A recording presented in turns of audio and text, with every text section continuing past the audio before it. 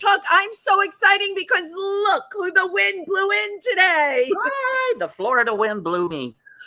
By way of Florida, the one, the only Tym Moss is back. We are so excited to see him. Hello, Wendy Stuart. I missed you so much. Oh my God, baby, I missed you too. I was here. There's a song, Dancing by Myself, Dancing by Myself, every single week, Dancing by Myself. But I told everybody and anybody all about your show. I know. Thank you. I saw. Florida. It was wonderful, wasn't it? It was incredible. It was absolutely wonderful. Little House on the Ferry was a success. It was a great success. They loved us in Boca. I've always wanted to say that. And you know what they say, if they love you in Boca, you can play anywhere in the country. Well, that is really cool. And I have to tell you, I also I love talking about Tym Moss. He's such a character. I loved his spare time activities because when the show was over, Tym Moss did not come home. Oh, no. Tym Moss was at deep sea fishing. Okay. Yeah, we went. Yeah. You caught something. How big was it? This big. I know. I saw the picture. Tim had his little. Yeah, but I had the little fish about that big. But it was yummy. We got to eat it. So we caught our dinner that night. It was very cool. Oh my God! Is that the first time you ever deep sea fished? Yes. Yeah. Because we needed to decompress because it was very stressful for the 3 weeks I was down there. For sure. Basically, just real quick, there a couple of the dramas that occurred. Yes, we love drama. Go. You'll love this, because I was landing and got off the plane thinking all I'm going to have to do for these 3 weeks is do my character, just get off the plane for once and just be Donnie, and which is easy enough. I've done that before, role before. I get off the plane, the assistant director picks me up. We haven't even got out of the airport, and she goes, "I suppose you've heard." And I was like, "Heard what?" And she goes, "Oops, maybe Rob should have told you. You got to tell me now. What is it?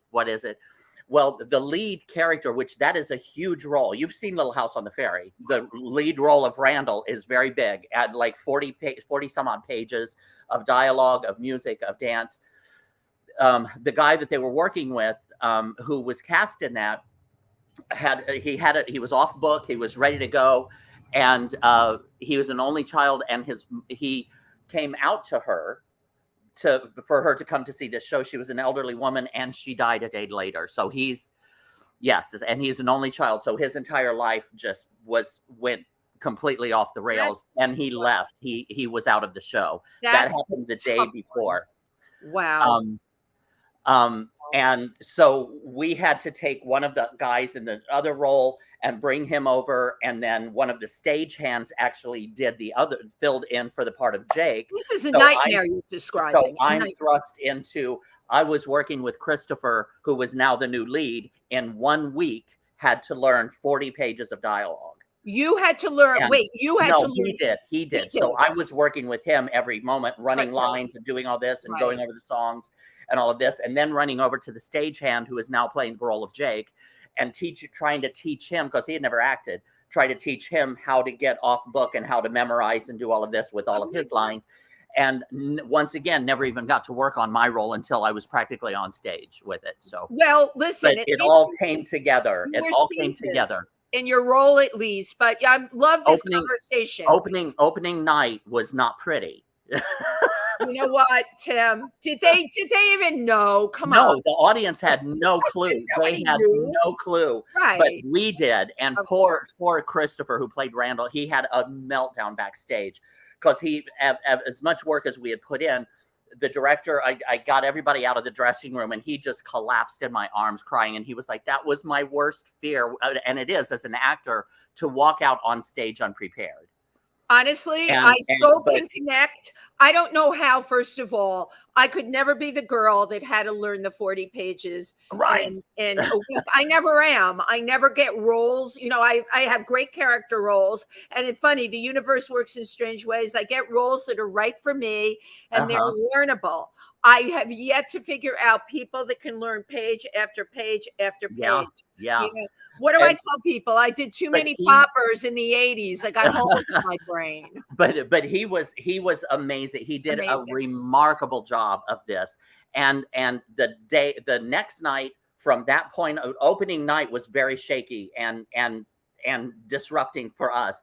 But we all made a commitment. Let's come back tomorrow and just do it. And that's what Right. we did, and had a ball from thereafter. Right. And it turns out that the lead is the partner of the mayor of Fort Lauderdale. Oh my God.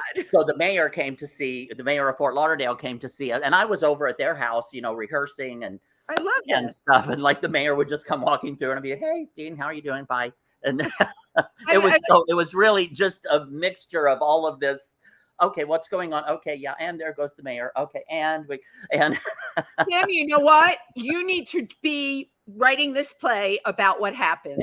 This is unbelievable. Oh, there was more, but we'll Wait, just and I have a title for it: When Things Go South. When things go you know south. what? Florida. Nearly as much drama as you, but I sure did have a good time. And I know you were probably so jealous when you saw my pictures of Fleet Week. Yes.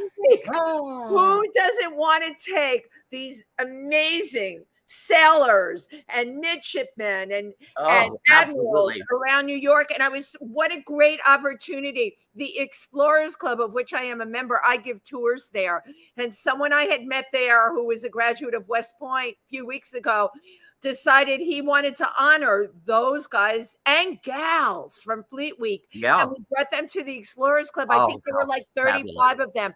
And it was so much fun because I got to take them through the incredible 5-story building named after Lowell Thomas, who wrote Lawrence of Arabia, and really talk about, we have so much cool taxidermy because back in the day, that was the only way to educate people. Right. But also, I mean, we've got a Yeti scalp. I love like looking at their deadpan faces when I talked about the Yeti scalp in the case, and they're like, come on, you can't be real. And I think the best thing was, right before Memorial Day, what could be more of an honor than to take these guys and gals through the Explorers Club and the conversations? I talked to guys who had been in Iraq and that were, now in their 40s and way higher up in the Navy, and they're lifers. They've got families and everything. It's such a different mindset than like performing, right? Absolutely.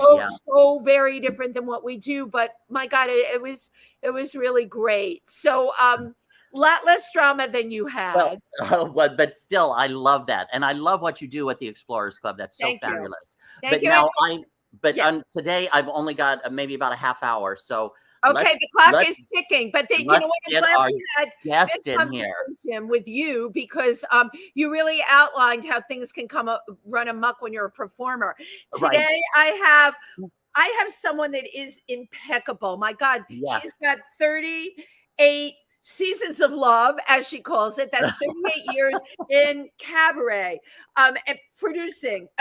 She's going to tell you all about everything that she's done, but I got to tell you, she is going to be at 54 Below this Thursday at 9:30. That's 254 West 54th Street. The show is in the basement of Studio 54. Where's Studio 54? Yes, it used to be Studio 54. It's called 38 Seasons of Love. And my God, I can't talk about anyone who loves the world she's in more than the one, the only, Sue Matsuki. Come on in. You're sliding around the bank cat. And here you are today. So great to have you. Always nice to be here. Thank you. There's so many numbers attached to Sue Matsuki. She's an 11-time MAC Award nominee.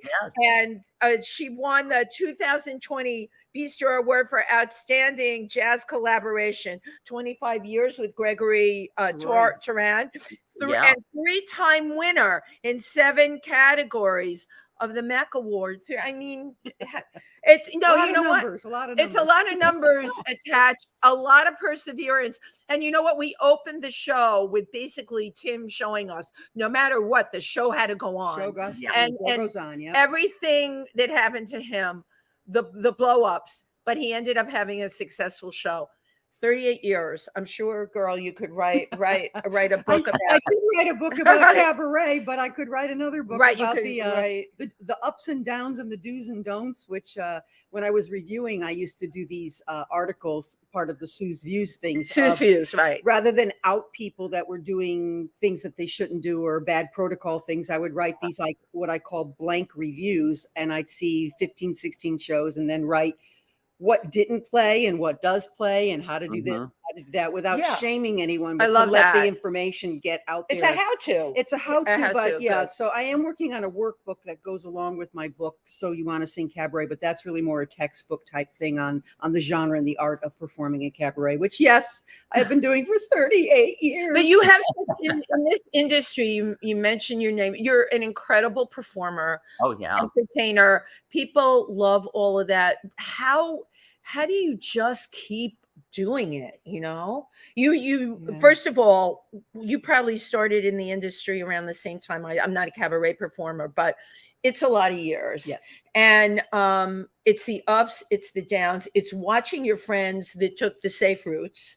And some of them got out in their early 30s and took regular jobs with nice, safe salaries, pensions, 401ks, the whole 9 yards. It's not like that for performers. How do you keep going through the uncertainty? Well, I worked for someone 23 years as a personal assistant to a multimillionaire. I was a personal assistant. I did bookkeeping. I ran his life while doing the singing thing. Because when I started out, it was a hobby. Right. And I never expected it to turn into a career. I never expected to be producing 30 something years later. There were many times, as I'm sure Tim has been through this in his career as well, where I just can't do this anymore. I'm so tired of hemorrhaging money. Right. Hemorrhaging money, right? I'm so tired of, like you just mentioned, people who I never begrudge anyone for making it, but I always look at where someone's trajectory is and say, well, why isn't that me? Why am I not on that same path? Okay, I'm going to tell you what's worse than that comparison. The comparison, but it's worse. And this person, there's someone that said to me, I just don't understand. And I said, understand what? Why you're not further ahead than you are. We're so blessed to be working and doing what it is we love. When somebody says that to you, that maybe they've had a break or their trajectory has just been different.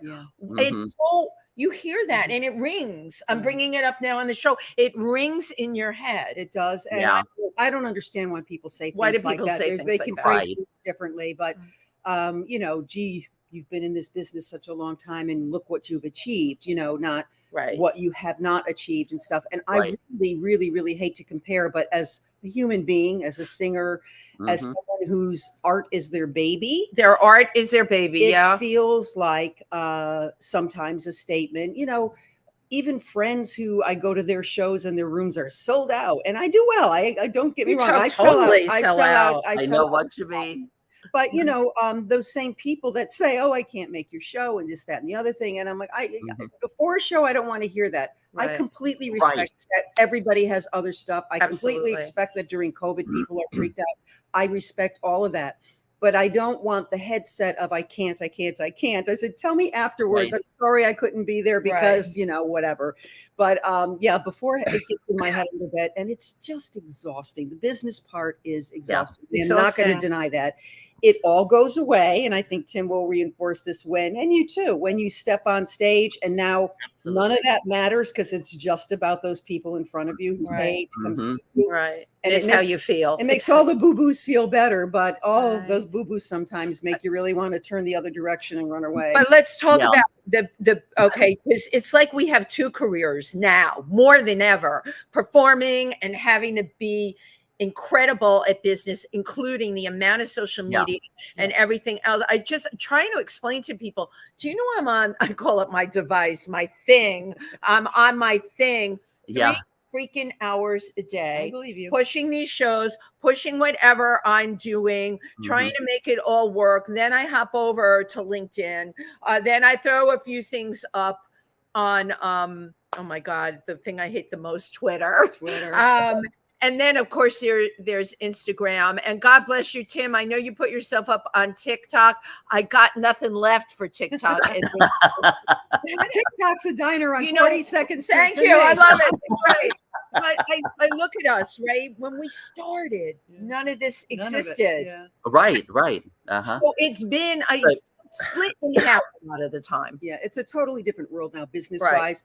And that changed probably when Irv Rabel opened 88's, because 88's used to be the club in town, down in the village, where anyone coming to town said, okay, where can I see a great show? 88's, because they had a very high bar of talent. So whoever was playing there was someone you could highly recommend, even if you've never heard their act, because Irv was really, really focused on hiring really talented people for his club. But somewhere in there, the way it worked, the way clubs worked. I was still working down at the Village Gate and other clubs where you got a guarantee. The Village Gate. You got a guarantee, you got a little pay. And then if they saw a bump up in their room or their audience, they would give you a kickback. They would feed you. And it wasn't just the Gate. I mean, Five and Dime, other places all down in the Village. So when the cabaret thing started happening and we became now responsible for filling the rooms, some of the clubs, not all, did PR.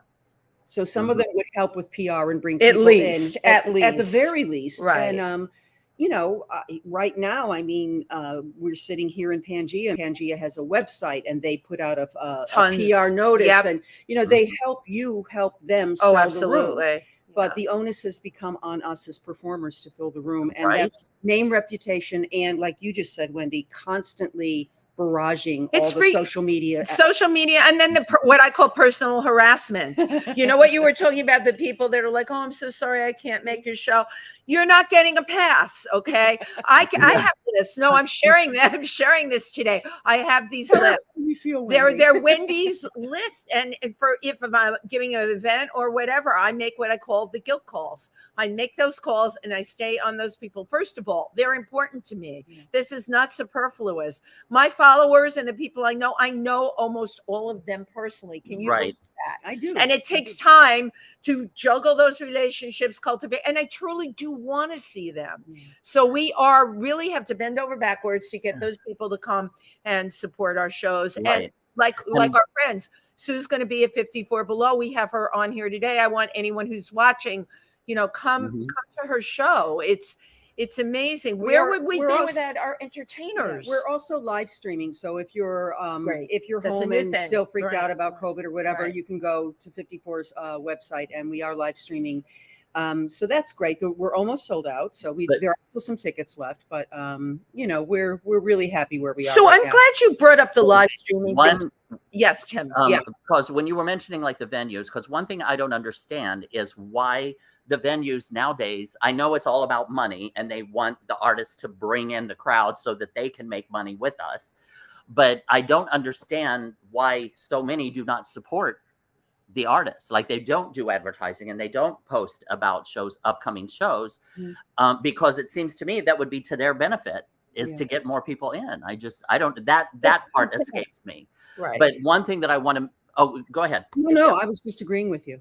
One thing I wanted to mention, because I haven't been on here, I haven't seen you this long, was right before I went to Florida, I had my 60th birthday celebration and was honored to have Sue Matsuki as one of my guests to perform. And Wendy came up and spoke as well. We had a great time. I can relate, because on the way there, and you're in the middle, I'm balancing, I've got costumes, I've got this, I'm running around, I'm doing this and that.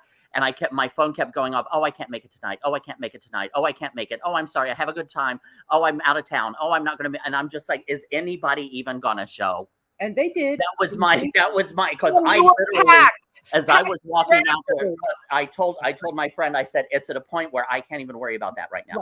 It's done. That's over. Whatever happens, happens. And I was so thrilled when I walked out there and it was full. It was packed to the rafters. And one thing I have to say, anyone I spoke to that didn't come, I said it wasn't just a birthday party. At the end, when we went downstairs and had cake, that was a birthday party. It was Tym Moss's chance to actually produce a full-scale production with, like, some people do shows, lots of people produce shows. You also had a multimedia presentation. Yeah. The person would come out, and there would be the whole ad behind them. That really blew me away. I was extremely impressed because I don't think people realize what goes into it. And you had sponsors, which I think is genius. I know, genius. Yeah. It's genius, because if you're going to put on a big event like that, we all know Huge. what that costs to do. So right. to have specific sponsors to your audience, I thought it was genius. And I had the most fun there. I mean, here I am, a woman of a certain age, going to a party that I remembered parties like that in the 80s, It's been a while. Sue's got to join my world. I go to parties like that all the time. I gotta go out with you. Wait, yeah, right. You gotta hang out with us more. Sue brought the most. We had a lot of cake, but I'm told you I was going to her cake.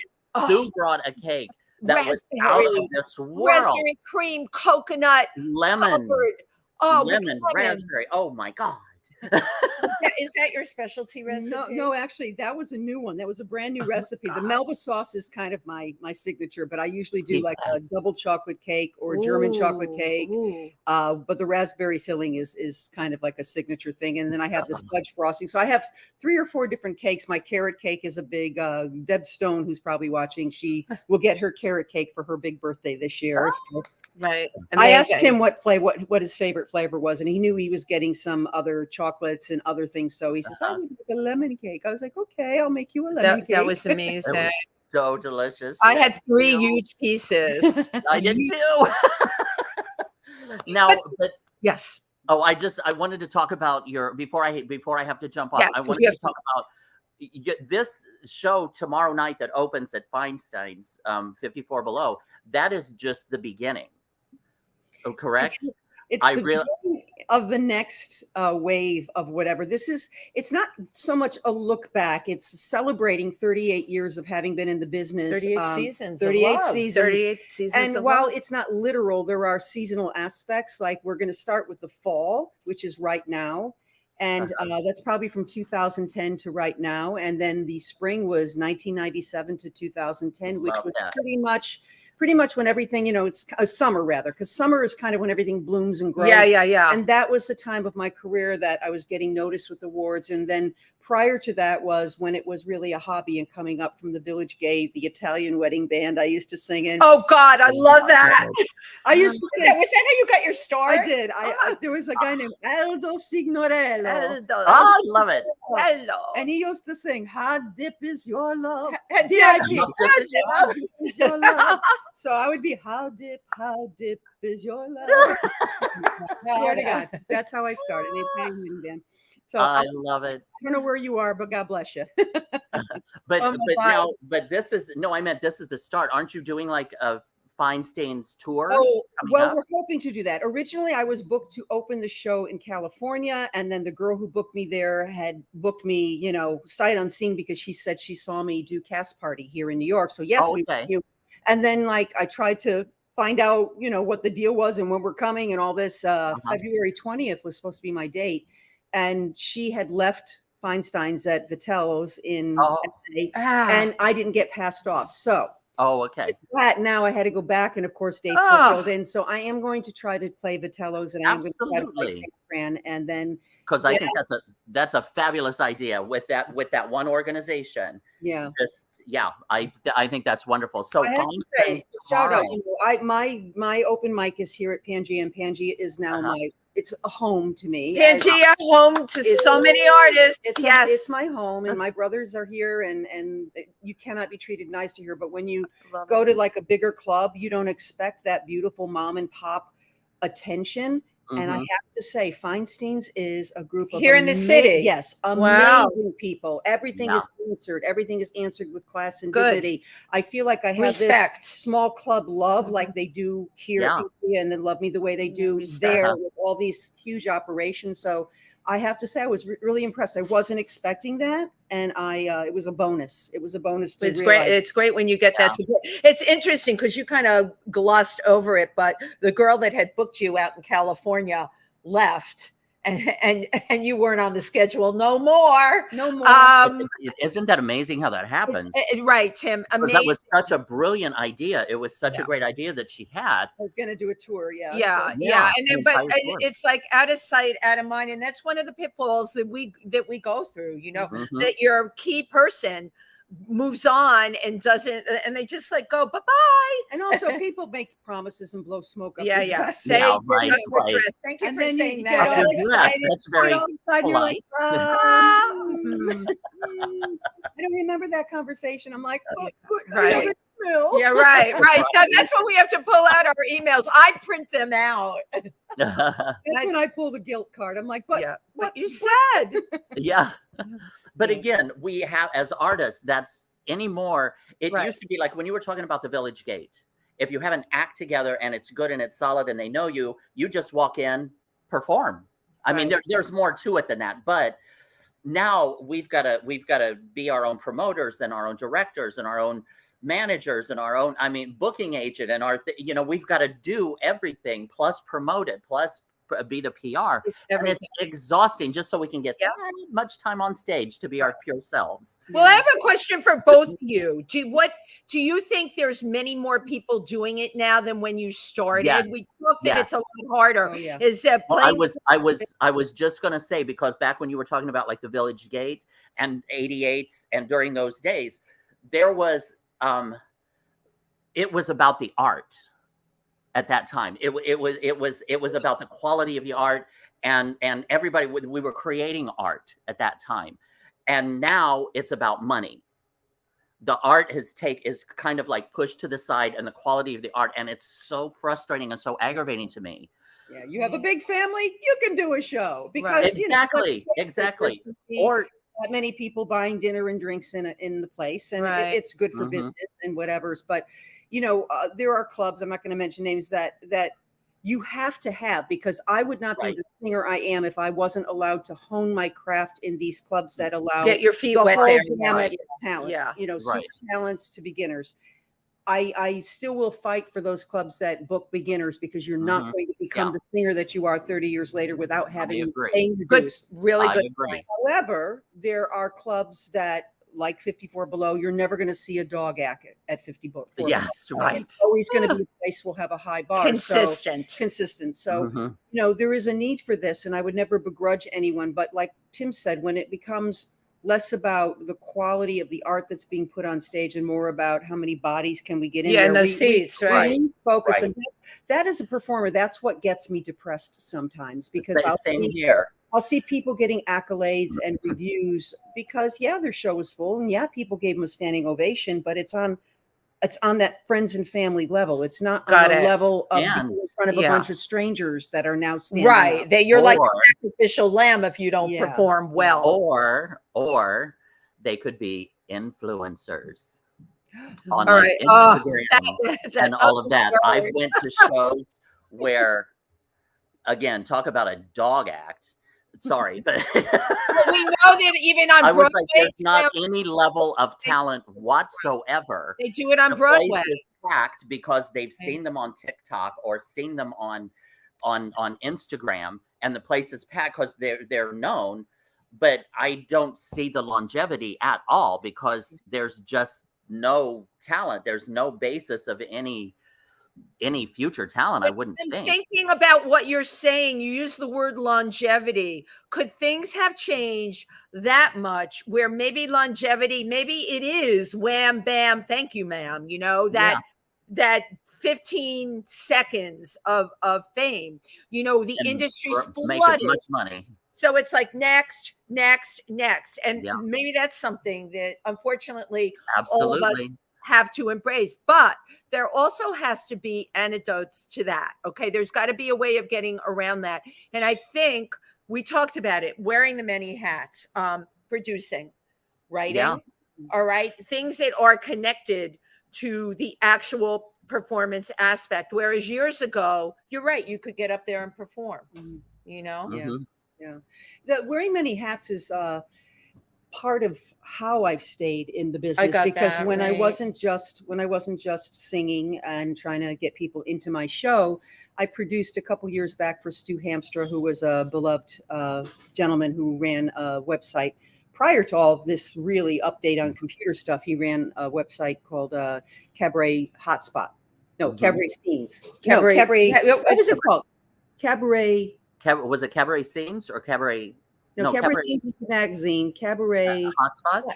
Hotline Online. Cabaret. Hotline That's a tough one. Online. Okay, so it was Cabaret Hotline Online. Online. Cabaret Scenes is Frank Dane, and that's the magazine, and Cabaret Cabaret Hotspot is David Sabella's wonderful website. Yes. Yes. Online magazine, entertainment magazine. But for Stu Hamstra, I produced this show called People You Should Know. So I would do 4 acts, doing 3 songs each. So your same 1-hour show of young people who were really talented, and not young, not just physically young, but also people who are brand new to the business. You young know, in the business, right? People who are young to the business. And I would present them as part of Cabaret Hotspot, or whatever it was, Cabaret Hotline. And People You Should Know. People You Should Know. And then that brought more notoriety to me as a host and as someone that was choosing talent. And that ultimately led to my working down at Urban Stages, and then ultimately becoming a co-producer of the Winter Rhythms thing. So you got to kind of keep the ball rolling. Right. When you're at a lull performing, or when you just get burnt out and you just can't do one more show, you need a break, and you're still in the arts, you can kind of supplement and fill yourself with these other areas. Well, yeah, because you're surrounding yourself with what you love. Well, you did it. I mean, we all did it during COVID. I mean, we had. Yeah, but I'm still bitter. I am. I really am. No, not bitter in an ugly way. It has been unbelievable what I've been able to do. Yeah. But I look back and I was very happy before. I would go to auditions, I would get things, I would do industrials. I had clients I could count on. Poof, the pandemic happened. Every single thing went away. Whereas my friends that had regular jobs were making their $150,000 a year. And Lord knows the ones that were psychologists, my God, they sat in front of their computer and their businesses blew through the roof, and they could be wherever they wanted. And here I was in New York, like, WTF, what the hell am I going to do? But you know what? Listen, we all did it. You know, Tim, the show Little House on the Ferry, you know, went quiet during the pandemic. I had gone to your what was it? Was it a backers audition that I went to when it was the final night of the reality show where it's Theality TV, which is now on Broadway on demand. But it was 2 week. We filmed for 2 weeks and put together Little House on the Ferry, a full musical in 2 weeks, and we filmed it. Right. And you saw the final production of that, or the final outcome of that, which was a live production. And then the pandemic hit. Like, it was like, what the hell? What is going to happen to everything? Yeah. Now, we all tap dancing your way to the stores. Just one thing before I have to step out, but I just want to say, my admiration for you, Sue, is off the charts. Not only are you one of the most excelled cabaret performers in New York City right now, but you are one of the most nurturing, kind, helpful people in the industry. Anybody can like call you and say, what do you suggest about this or that or that? And you're always there to help and put an arm around people and to help guide people through. And I'm so grateful for that. I know you, you know, you've just got such a beautiful heart and beautiful soul. And that's why I like you so much. She makes a serious raspberry lemon cream coconut. Yeah, but really it's the cake. Tim, thank you for bopping in today. Of course. I had to spend some time with Sue and Wendy. I definitely And also, I just want to wish you happy Pride, everybody. Yeah. Happy Pride. you. Tim. I know you're crazy busy with all your gigs and everything. So yes, I love you both so much, and thank you, Chauncey, our producer. Yay! Yeah, our producer. Alrighty, bye-bye. All right. See you next week, Tim. Yep. And Tim mentioned Chauncey, our producer, who's doing an incredible show on the 30th of June. It's right up here. June 30th, you can get your advance ticket. It's called Abort the Court. Wonderful talent in that show. Moi is performing as well. There's so many great people. It is being hosted by the one and only Britta Filter. I love Chauncey Dandridge to death. You all don't even know the amount of work he does out there to raise money for the things he believes in. Awesome. He's got a spine and a half. So thank you, Chauncey, for everything you do. Tim, great to see you again. See you next week. And now, you know what? This is the perfect time. I would love to show Sue's video. So Chauncey, take it away. Speaking of Chauncey. Speaking of Chauncey, take it away.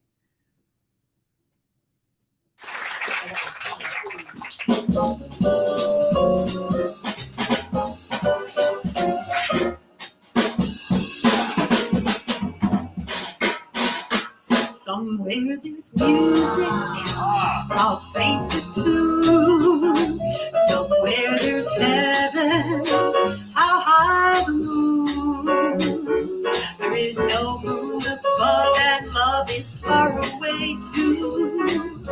Till it comes true that you love me as I love you. Somewhere there's music, it's where you are. Somewhere there's heaven, how near, how far. The darkest night would shine if you would come to me soon. Until you realize, still my heart, how high the moon. How high the moon, it's the name of the song. How high the moon, though my words are now wrong. I'm singing it because Ella sang it, so I'm swinging it just for you. How high the moon does it reach the stars? How high the moon does it reach up to Mars? Though the words to the song may be wrong, I'm singing high is the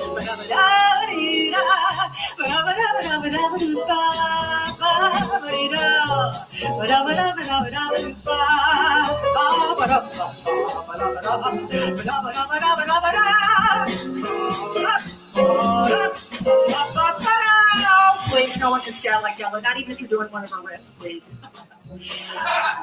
Ella, I usually open my show a lot of times. My Ella and Me show is my longest running show, yay. And I usually open with this song, but Ella many times closed her concerts with it because she said that anything anyone ever wanted to know about why she sang was in this next lyric. Somewhere there's music, it's where you are. Somewhere there's heaven, I'm near, how far. The darkest night would shine if you would come to me soon. Until you will ask in my heart. Until you will ask in my heart. How high the moon.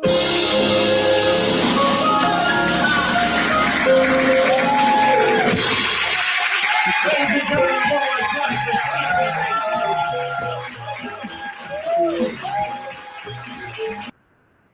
Absolutely fabulous. That was just a treat. Thank you. That was from a show called How's That for Openers? And it was a show composed of all opening numbers that I've done.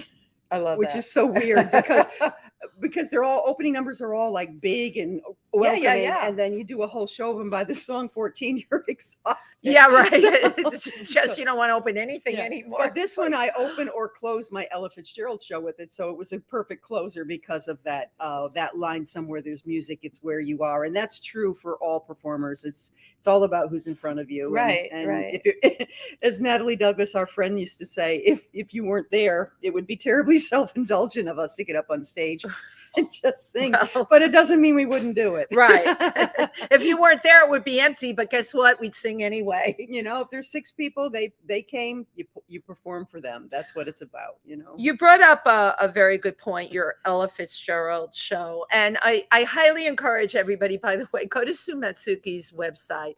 What I wasn't expecting, and I've gone to her site before, but I literally started scrolling through a potpourri of menus of you've packaged these productions. Yeah.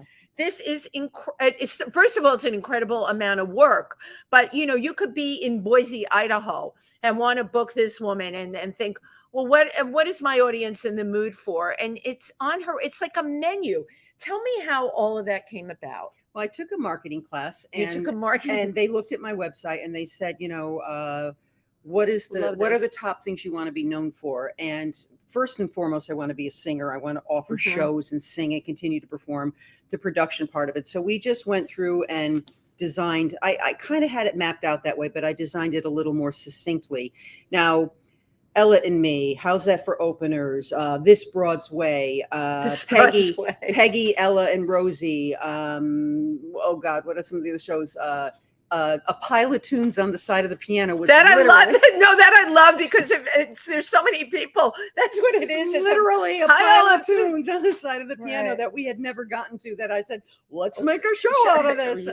So, and then I produce shows where guys sing girls song, girls sing guys songs. Right. That's not such a big deal. A lot of people do that. Broadway does that, but we take Vegas acts and the guys sing female Vegas songs and the boys sing. And so there's all these different products. I call them products. They are products. Shows. And you're, by the way, the first artist. My husband's going to yell at me for this because he's constantly saying, you got to have a product. You got to have a product. It's like, you got to have a gimmick. You're the first person I ever heard call that kind of thing. It's a product. Well, as a businesswoman and as someone who worked as a businesswoman for years. This all came from a marketing class. First of all, no, not all. I mean, they fine-tuned what I already had up there and kind of actually wonderfully reinforced a lot of what I had up there. I just had to prioritize what you've heard of the elevator speech, right? You go into an elevator and okay, Wendy Stewart's there. How am I going to pitch her? I want to be on her show. What do I want her to know about me? I don't know how to answer that. Right? And the trick is, that's the thing. They get you to think about that. What do I need to let you know about me from floor 1 to floor 10?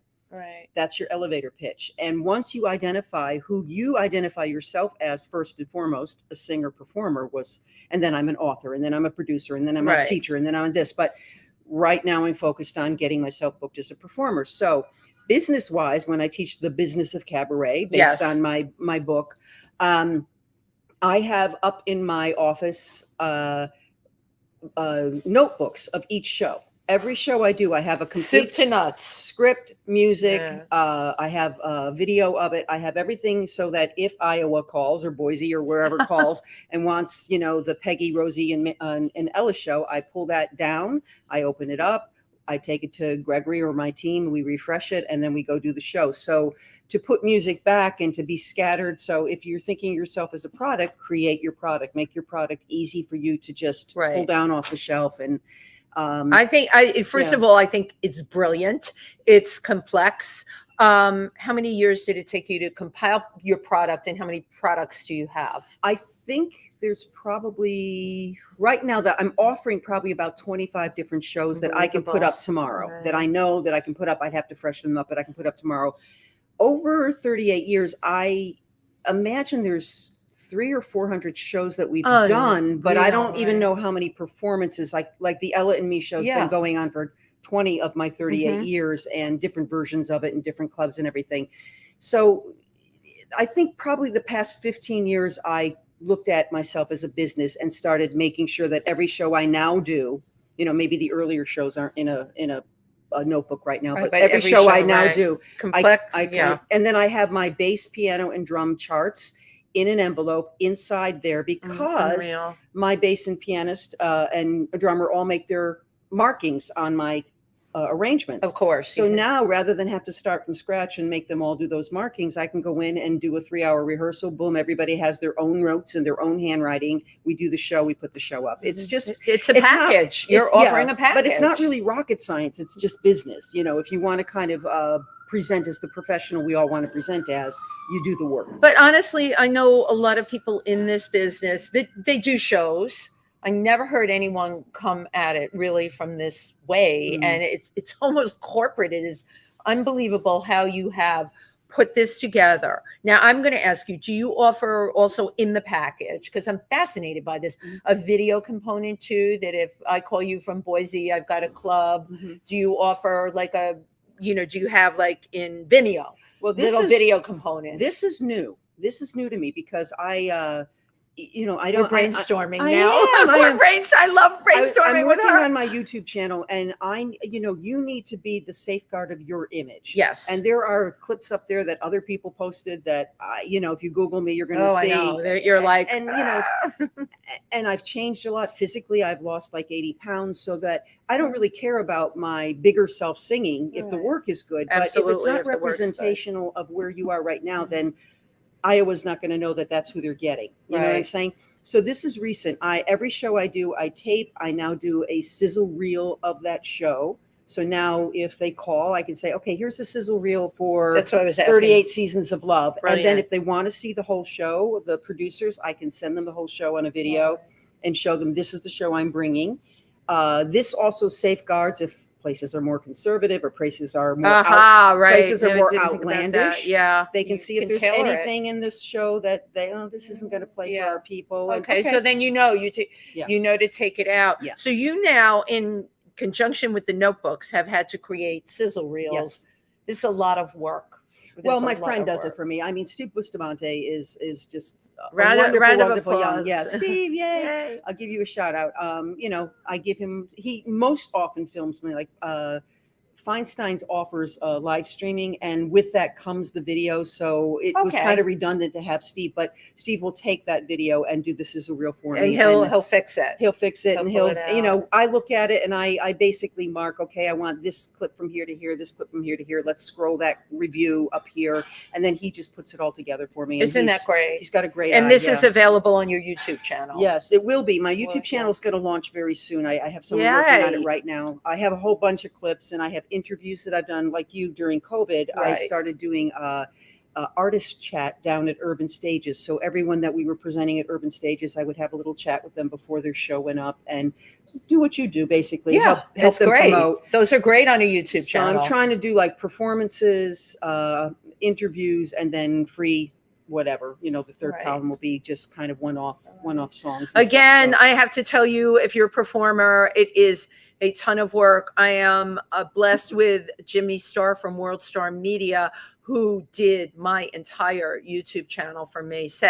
I had stuff up there before and a mess, as many of you know. I might actually get his name from you. It's a mess. He's my PR person, but he created just a concise, easy to find, tons of episodes of all the shows I've done in the last 2 years, all beautiful in columns and performances in other columns. And without him, there's just too much. There's just too much for all of us to harness. Well, part of business is also knowing when to delegate and how much you yourself can take on. And we're both type A. So we don't like to see, but I'm not a technical, to see the power, but I'm not a technical person, and I don't have the time to do that. I don't have the time to edit. You know, there are so many components now, and then at the end of the day, we got to get up on that stage and do our thing. And God, but as I say to people, well, that's, you know, that is what we do. What was the epiphany that you had that got you into producing? Where were you at that point in your life? Probably I can't remember specifically, but probably it wasn't like an epiphany. It just was like a natural progression. Okay, I guess kind of like when someone says when you no longer can do, you teach, but I don't think that that's a complimentary not. It's like statement. Those who can do and those who can't teach. I hate that. I totally hate that. I value every single mentor and teacher I had. Absolutely. I had Trudy Mann down at the Village Gate. I had Cynthia Crane as an example. I had Jan Wallman, who owned Jan Wallman's Club. I then had Julie Wilson. You had Julie? Yeah, Julie's like, oh my God, yeah, I knew Julie. Julie's my girlfriend. Julie is actually in my show at 54 Below. Wow. Julie changed everything for me as a cabaret singer. Karen Mason, by example. Oh my God! But Karen by Mason, example, yeah. I say I have a Karen Mason bar whenever I get really angry and want to respond. And what would Karen Mason do? And then I try to be like Karen, because who wouldn't want to be like Karen Mason? She's adorable and wonderful. So all these women and many men like Sidney Meyer and Russ Woolley and Richard Skipper and Richard Skipper and David Sabella, the guy I wrote the book with. I mean, these men have also contributed to my tenure. Roy Sander was a reviewer who was with me from the very beginning. He gave me a kind of it was a positive but mixed review. And in the beginning, mm-hmm. And then he talked to me about it, and he changed just by his being there for me to talk to. He changed everything in how I wanted to be perceived and how I wanted to perform. Like a couple reviewers said in the beginning, I was using props, and they said, you know what? Stand there and sing. You're enough. Now that is an issue for all of us. Am I enough? Enough. Am I enough? I'm so tired of not feeling like I'm enough. And at this age and with this show, this is what I have to offer. Will it be? This is it, girl. This is it. It's like we're putting it out there. Yeah, but God willing, in 10 years, they say, well, where's the winter part of your 38 seasons? I said, well, if Marilyn May is still performing at 94, good for you, right? And kicking it, I am going to book my show for 2052, and I'll do my winter show in 2052 because I love it, and I'll be even more seasoned, if you will, in that year, because if you constantly work, you can't help but raise your own personal bar. You have to, because you know what? As human beings, we never stop having life experiences. It's funny. Penny Arcade, who's a brilliant performer, had a post up on Facebook about her being in her 70s and what that meant. And there's some people that, my God, they're done in their 50s, and they'll say it's like this age thing. Ageism, the ageism, it just makes me absolutely insane. Every single day, every one of us is growing. My God, we're also blessed to be here. We walk out on that street outside and anything can happen. We can experience anything. There's people we can reach out to. There are people every day of our lives that will affect us. That's true. in such a way. And you know what? It's called life. We're living. And certainly as a songstress, you're up on that stage and you are talking about your life. Yeah. Well, what other thing can you talk about? Thank you. But it's not me it's not me focused. This is my life, but it's Betty Buckley taught me this. It's this cycle of I know that you know that I know that you know. So it's a way of bringing the material that means something to you to an audience and make them filter it through their own stuff and feel and go through that process. Like I might be singing about an ex-boyfriend and they might be thinking about their dog. I don't care what they're thinking about. I just want them to feel. Yeah. And when someone after the show, the greatest compliment is not, oh, you sound great. Oh, you look fabulous. The greatest compliment is I had a good time. You made me laugh. You made me cry. I did my job. That's it. I did my job. Your That's job is done. Oh, we've got some comments here. Wendy's not great at scrolling this thing. I don't know, Sue, if you are either, but we have to hit this arrow, right? You don't want me touching anything on your computer, because we're all so technical. Yeah, right. We'll just go to black or explode. I saw my friend Katie was on here.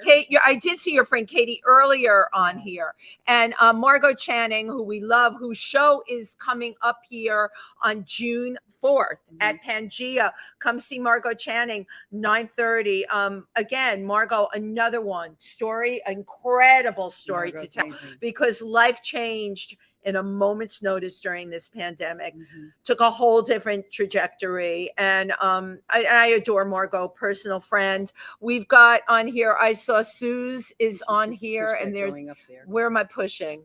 See that bar? Just push it up, and then okay. Wait, the bar went away though. Why does the bar keep going away? The bar keeps, why is that happening, Sue? I'm like so terrible with this. Okay. And at Bologna, I saw on here earlier. See, ladies and gentlemen, I'm cheating now. I'm starting to memorize who makes comments because I can never find them. All right, there we go. Sue's Hello Dolls, Tucker Chi Genero. That's Sue's Chihuahua. She uses her Chihuahua's name. She's a wonderful arts person as well, designer, supports people in our industry, does costumes for Margot Channing. I hope in Margot's show we get to see some of those costumes, as well as Ike Avelli's show 50 Shades of Gay, as well as Tim Moss was talking about his show earlier. Suze is your girl. She does the costumes, which is amazing.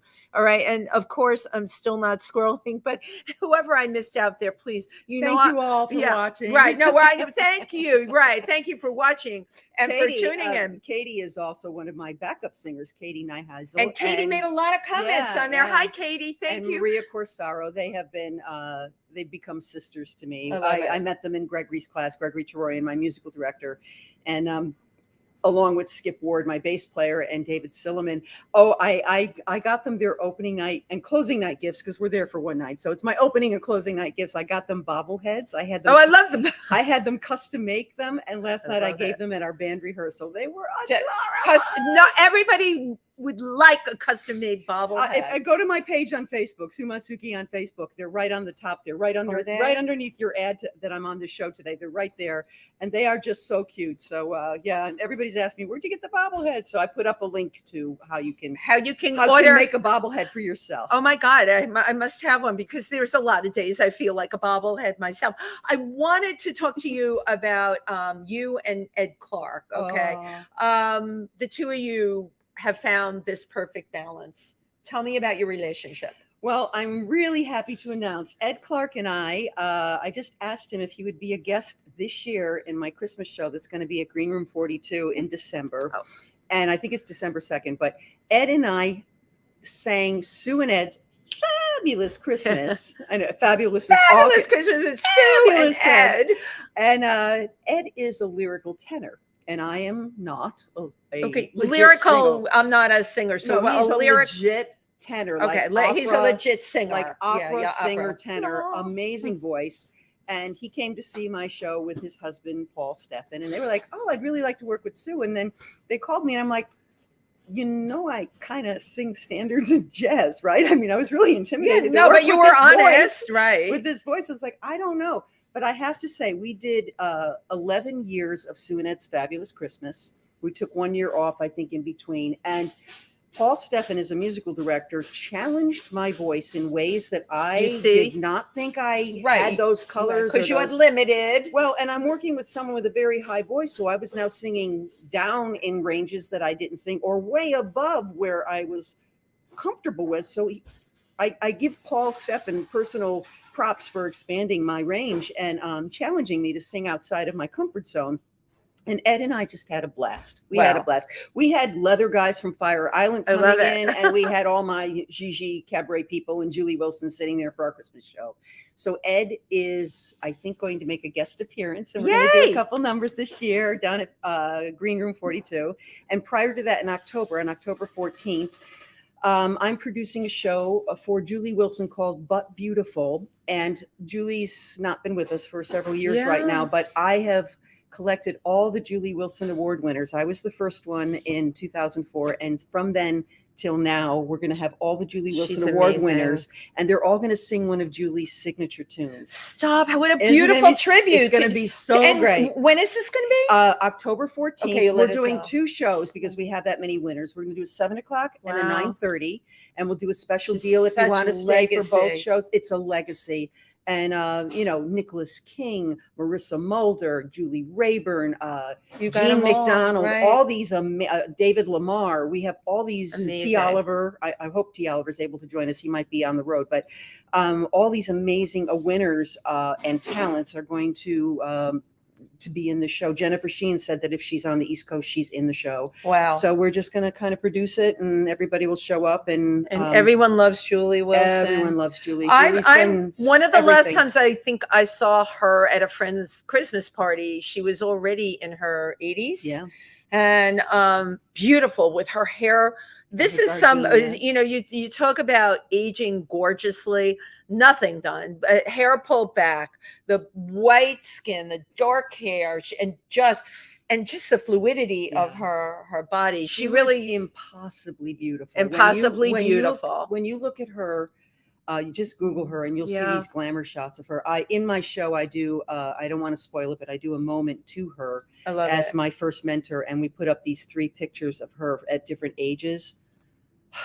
But I'll never forget my last remember cassette tapes when we had answering machines? Cassette tapes, yes. I know you do. Answering services. I had an answering service. Remember all that? I never had a service. I had a cassette. You had the cassette. But Julie left this message. Hi, honey. I miss you.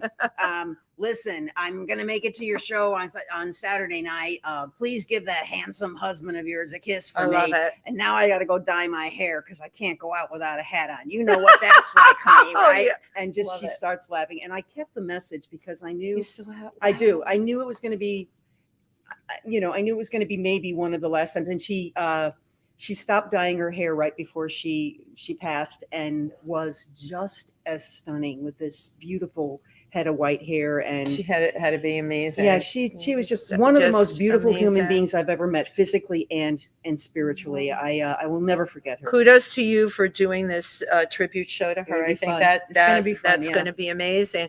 Normally, Sue, I ask people what's coming up. In Sue's case, we've just gotten through so many what's coming up, and I'm PR person. Sure, I make sure it gets in. I'm sure there's things that we maybe didn't even mention about what's coming up, but I'm excited for your show. Thank you. This Thursday, and you just might see me there because I would love that.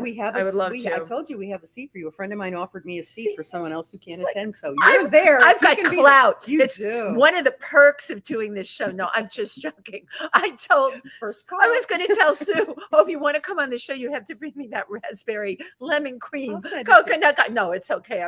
I'm just joking, but it's always amazing to see you, to hear you perform. Thank you. You were such a treat at Tym Moss's birthday extravaganza, and can I tell you how scared I was? Are you kidding? I was afraid. Oh, no, let's talk about that. No, I was afraid. I mean, I hadn't had stage fright or been fearful for a long time.